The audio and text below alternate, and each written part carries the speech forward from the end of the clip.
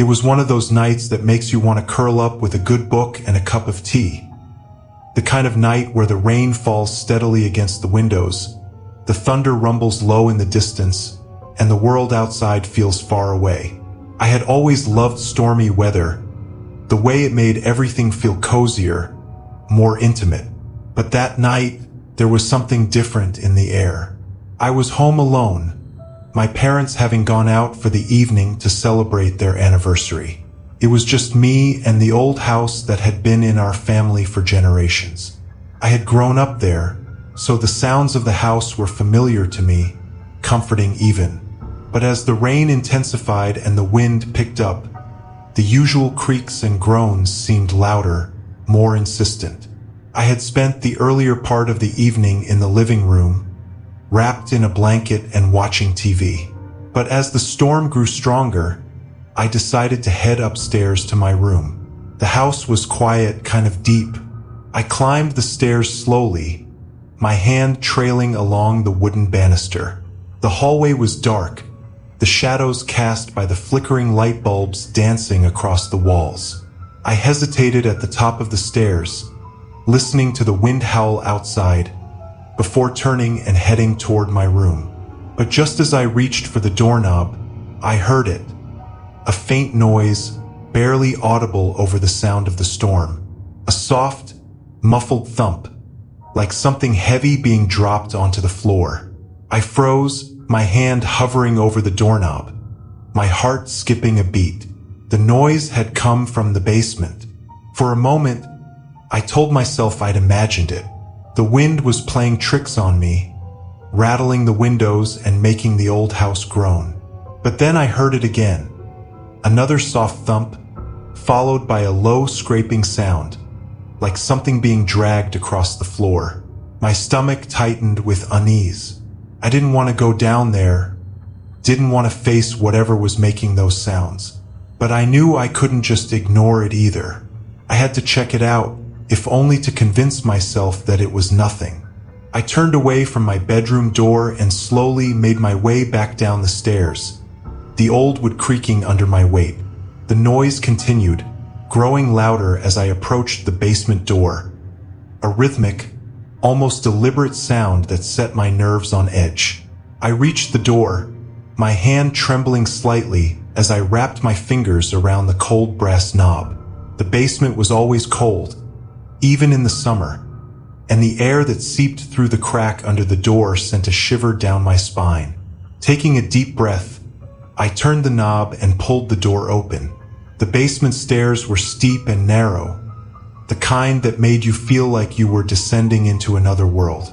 The light switch was at the top of the stairs, and I hesitated for a moment before flicking it on. The single bare bulb that hung from the ceiling buzzed to life, casting a dim, yellowish glow over the steps. I stood there for a moment, staring down into the darkness below, my heart pounding in my chest. The sound had stopped as soon as I opened the door, leaving only the low hum of the light bulb and the distant rumble of thunder outside. I told myself it was nothing.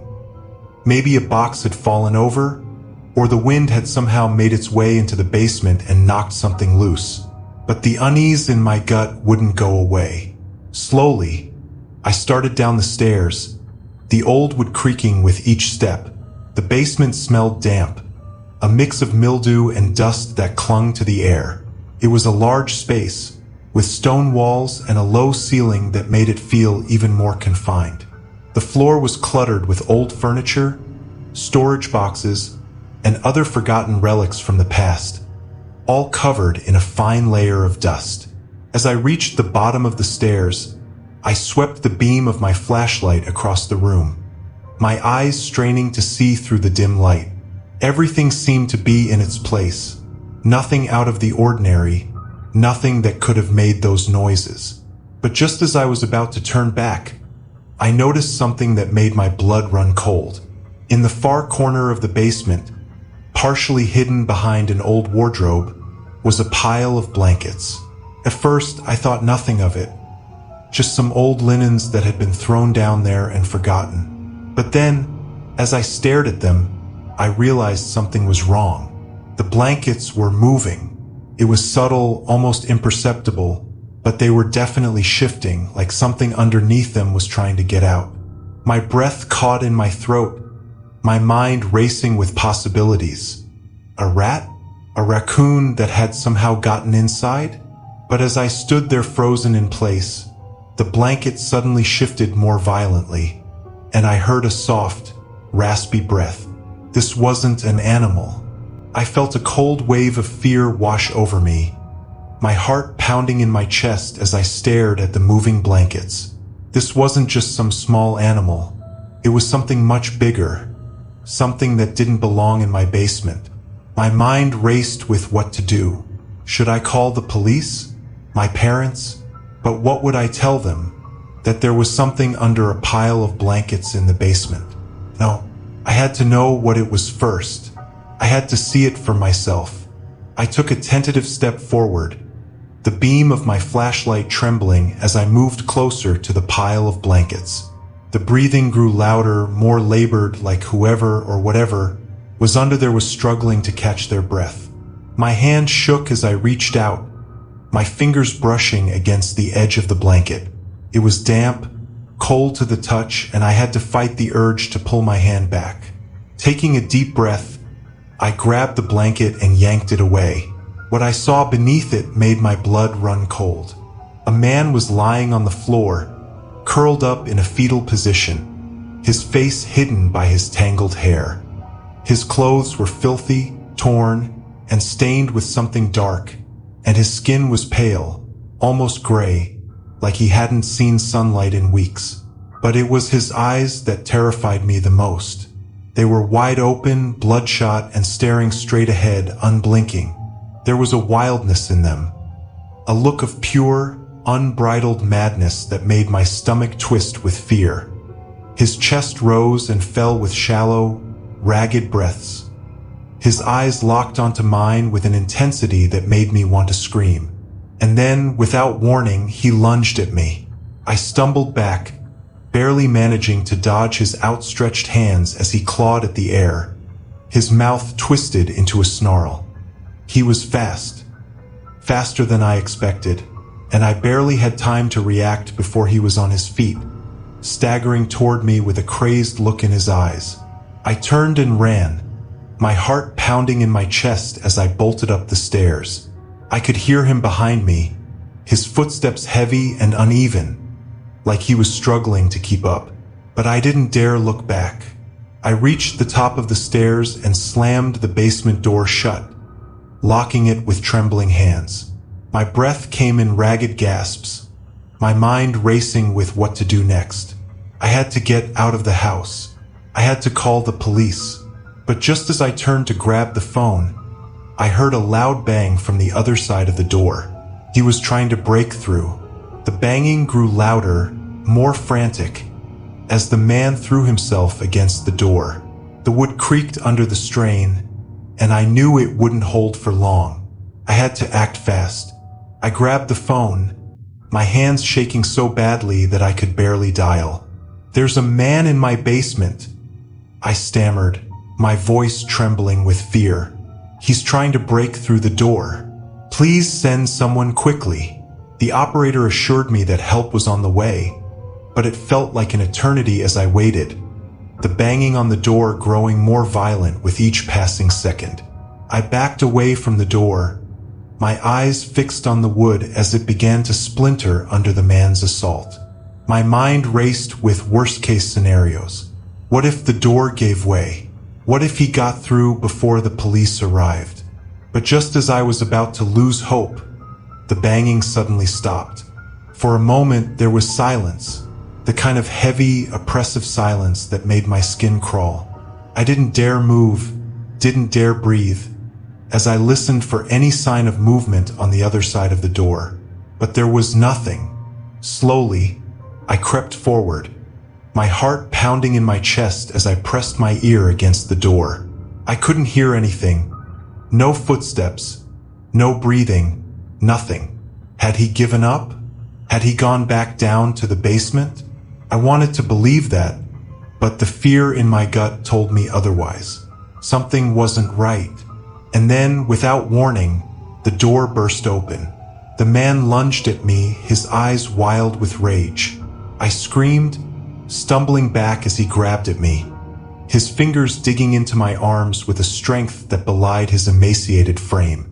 We struggled, his breath hot against my face, his grip like iron. I tried to fight him off, tried to push him away, but he was relentless. His eyes locked onto mine with a madness that terrified me to my core. I could feel my strength waning, my vision blurring, as he pinned me to the floor. His hands were around my throat, squeezing the life out of me, and I knew I didn't have much time left. But just as my vision started to fade, I heard it, the sound of sirens, growing louder with each passing second. The man hesitated, his grip loosening just enough for me to break free. I scrambled to my feet, gasping for air as I staggered away from him. And then the front door burst open, and the police were there, pulling him off me, dragging him away. I collapsed to the floor, my body trembling with relief as I watched them haul him out of the house. His wild eyes still locked onto mine, that twisted smile still on his lips. The police stayed with me for hours, asking me questions, trying to piece together what had happened. I told them everything. The noises in the basement, the man under the blankets, the way he had attacked me. They searched the basement, combing through every inch of the space, but they didn't find anything out of the ordinary. No signs of how the man had gotten in, no evidence that he had been living there. The man was taken to a psychiatric facility, but I never learned who he was or where he had come from. The police told me he was a drifter, someone who had been living off the grid for years, moving from place to place. But that didn't explain why he had chosen my basement, why he had been hiding there. And I can only write this story after many years of therapy. If the police hadn't arrived in time, I wouldn't be here anymore.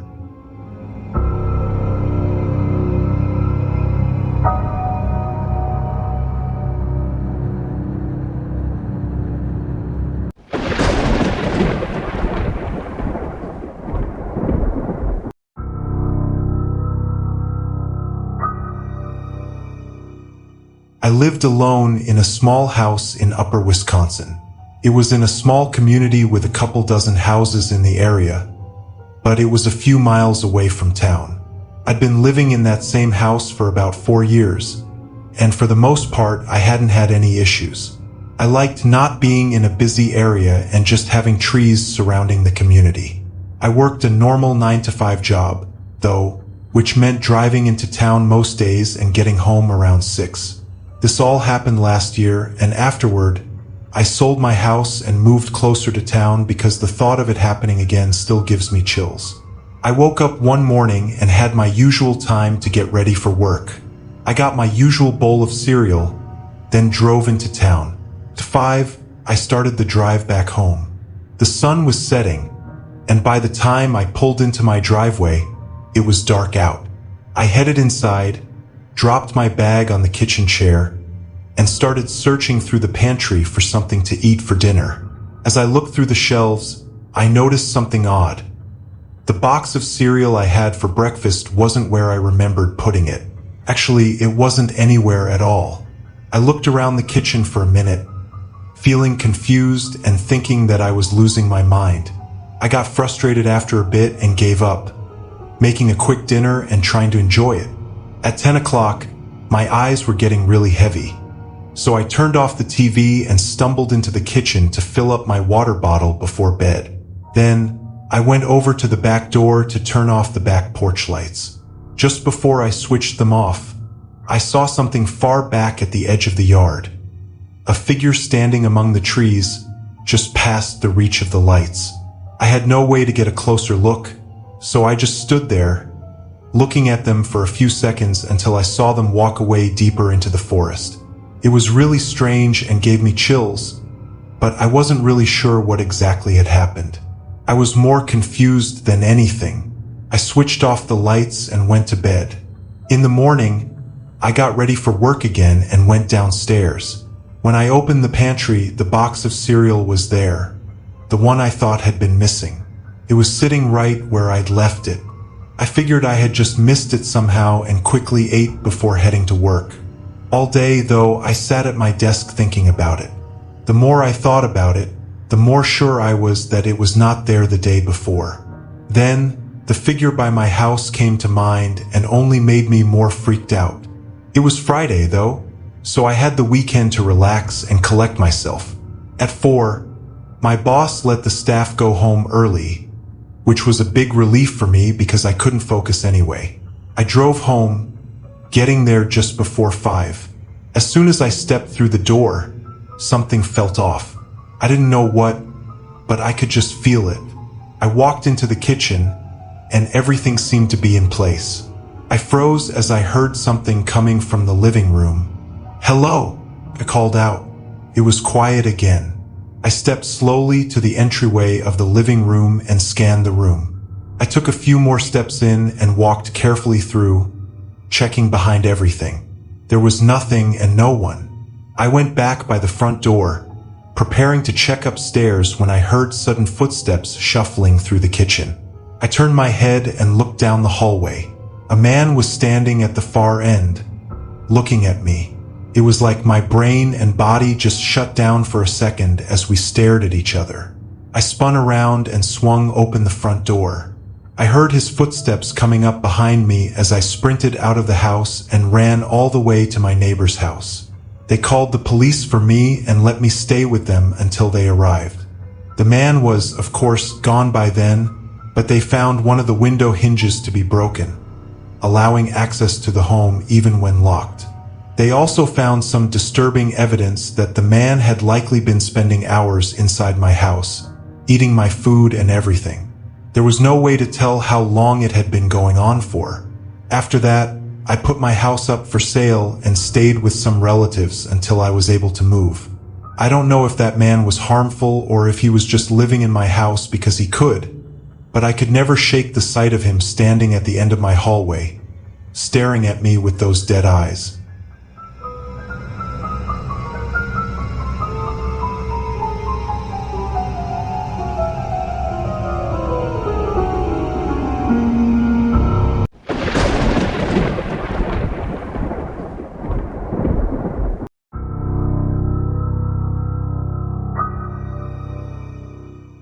I work from home most days of the month.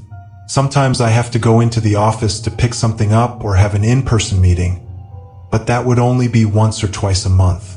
Working from home is really nice, but I often find myself getting distracted easily. On this day, I had a lot to get done and not a lot of time to do it. I was focused, working on my laptop in the office when the doorbell rang. I rushed over to the door and opened it a crack, seeing a man on my porch. "Can I help you?" I asked. "Hi, I'm looking for Mr. Peters," the man said, smiling at me. That was my name, but I didn't recognize him. "That's me. What did you need?" I asked. The man said he had important information to discuss with me and asked if we could talk in more privacy inside the house. I first asked what the information was about, but he declined to give any details. "I'm okay then," I said, closing the door. I went back upstairs to my office and started working again. A minute later, though, the doorbell rang again. I knew it had to be the same man, which started making me frustrated. I ran back down to the door and opened it, fully prepared to tell the man to leave, but he was already gone. There was no one at the door and no cars or anything outside the house. I stuck my head outside and looked around, then closed the door again. The rest of the day went by without any more issues. I finished working, though I had to do an hour of overtime. Once it got late, I shut off the TV and went upstairs to shower before bed. I turned on the water and was waiting for it to heat up when the doorbell rang again. I checked my phone, seeing it was 10:30. I wasn't going to open the door, but I wanted to see who it was. So I went back down and looked through the peephole. There was a man on the porch in dark clothing and with a face mask on. Even with the cover-up, I could tell it was the same man from earlier based on his body shape and the way he was standing. My whole body froze, and I just watched him through the peephole. He rang the doorbell again. I could see he had something big in one of his pockets, either a large knife or a gun. It didn't even feel like any of this was really happening. I backed up quietly, but I think he may have heard me because he called out, "I'm looking for Mr. Peters. Just need to tell him something important." Thinking he knew I was there already, I ran upstairs and got my phone, calling 911. While on the phone, a gunshot ripped through the house. The sudden sound made my ears ring. I couldn't even hear what the officer was saying. The ringing faded over the next minute, and I heard nothing else. I was sure the guy had left, but I was still going to wait for the police. It was quiet for the whole time until I heard sirens coming. Once they seemed to be nearby, I opened the bathroom door, stepped out, and went over to the stairs. That's when I saw the front door was busted open. Not a second later, the man sprinted across the hallway and out the door just before the cops pulled up. I think he had shot the lock out, and my ears were ringing so badly that I didn't hear him come inside. I gave the cops a description of the man, but there wasn't much else to go off of. The man was obviously at my home to hurt me and likely kill me. He knew my name and had been looking for me. That's what still scares me. Until he gets caught, I don't think I'll ever get over the fear of him coming back.